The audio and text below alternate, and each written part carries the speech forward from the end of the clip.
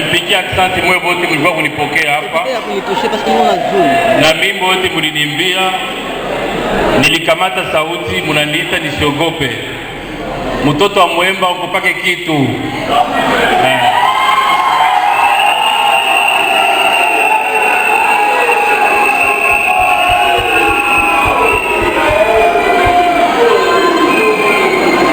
Namita mwe bote kusalama, namita mwe bote kuheshimia sheria, njoo tusikilizane.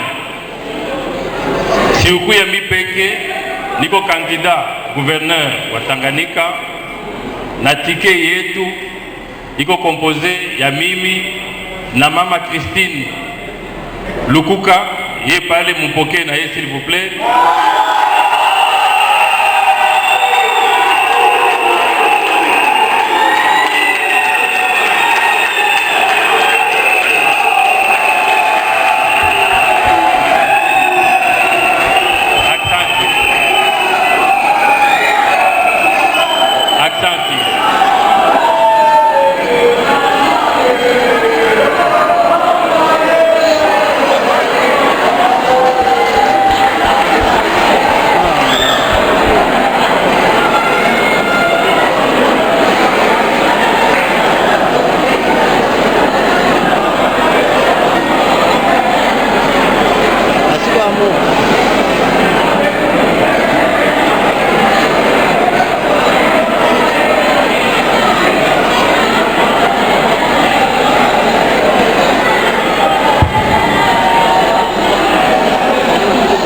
Aksanti.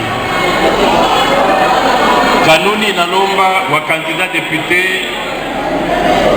watayarishe programme de société yao.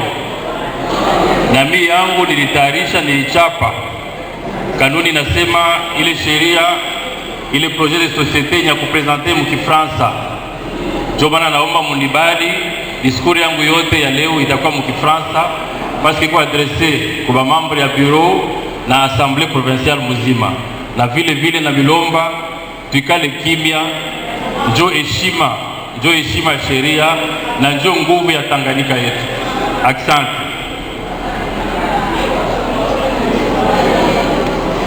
Honorable président de l'Assemblée provinciale du Tanganyika, honorable membre du bureau, honorables députés provinciaux du Tanganyika, mesdames et messieurs, le changement, c'est maintenant. Mon discours est axé sur un appel tous azimuts au changement.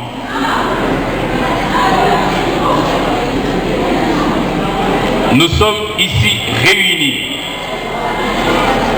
vous mes pères, vous mes mères, mes frères et sœurs, citoyens de notre terre, le Tanganyika, vous êtes réunis ici, chers députés, afin d'honorer et d'opérer un choix décisif.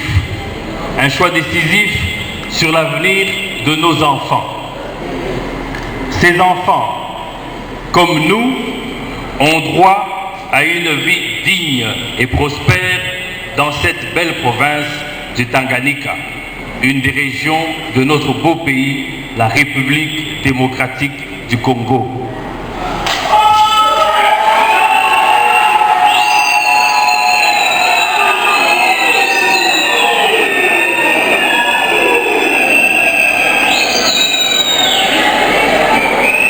Madame la Présidente, honorable membre du bureau, honorable député, il est temps. Ça inaenea. Munonga walinga mana.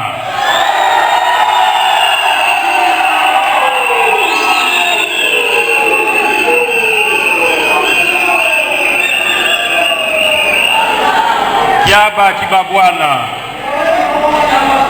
Honorable Présidente, oui, il est temps.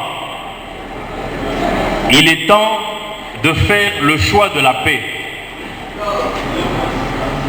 Il est temps de faire le choix de l'unité de notre province. le temps de l'appel à l'ordre, la dignité. Il est temps pour le Tanganiké de se prendre en main et de se réapproprier ses richesses.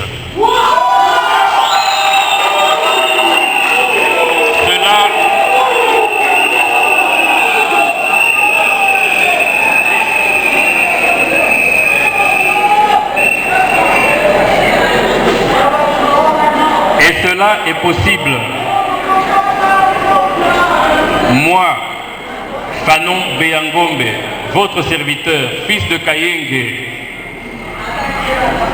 je voudrais ce jour, avec votre approbation, mesdames et messieurs les députés, prendre l'engagement solennel de ne ménager aucune parcelle d'énergie à consacrer chaque instant de ce qui reste de ce mandat, de cette législature, que vous voudrez m'accorder l'honneur de diriger, à travailler à la prospérité de notre province, le Tanganyika.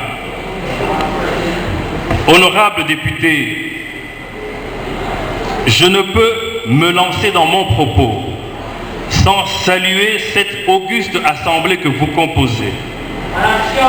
Bien que quelquefois divergente au nom de la démocratie, représente l'émanation de notre peuple uni dans sa diversité.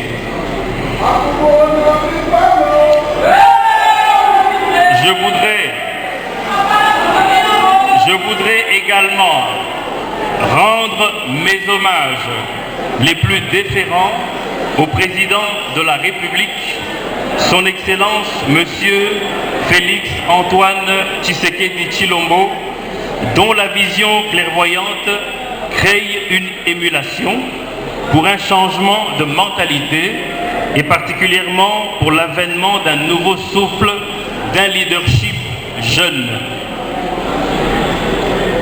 J'exprime mon estime au Premier ministre, chef du gouvernement de l'Union sacrée de la nation, qui fait partie de cette élite jeune et dont les actes résolument novateurs confortent la nouvelle vision du chef de l'État.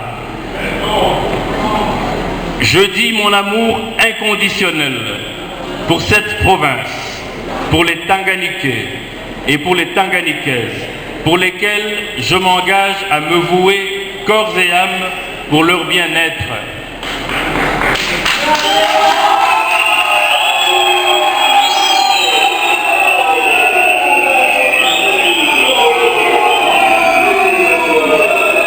Honorable présidente, honorables membres du bureau,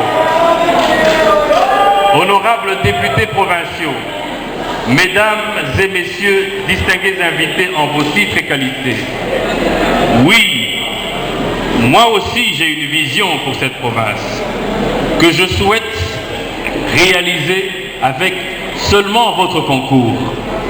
C'est vous, chers députés, l'émanation de ce grand peuple qui n'arrête pas de scander des chants qui appellent au changement.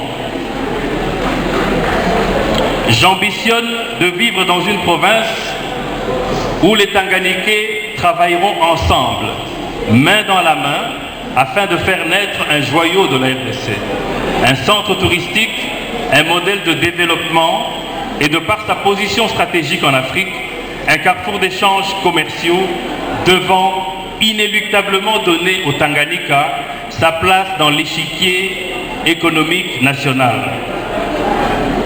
Alors que les indices de bien-être des ménages indiquent que 63% de la population du Tanganyika figure parmi les plus pauvres de la province, et que seulement une partie infime de sa population, c'est-à-dire moins de 6%, jouit des richesses pourtant abondantes de cette province, l'heure de la remise a donc sonné. Il n'est pas normal. Le changement auquel j'aspire ne peut être possible qu'en gardant présent à l'esprit les points suivants qui me paraissent essentiels dans les prochaines actions du gouvernement provincial. Le tout premier point, une remise en question, un réveil des consciences permanent, nourri et soutenu par un socle de valeurs essentielles auxquelles les administrés et les acteurs publics devront régulièrement être formés et sensibilisés. Une politique inclusive et une gestion de proximité mettant en avant différents acteurs de la vie sociopolitique pour être au plus proche des préoccupations du peuple. La redynamisation de l'administration publique et du service à la population par la réactivation de ses cellules de base.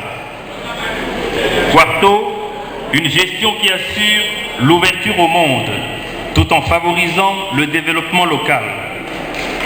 J'assurerai l'accès à des investissements gagnant-gagnant centrés sur les forces des 6 territoires.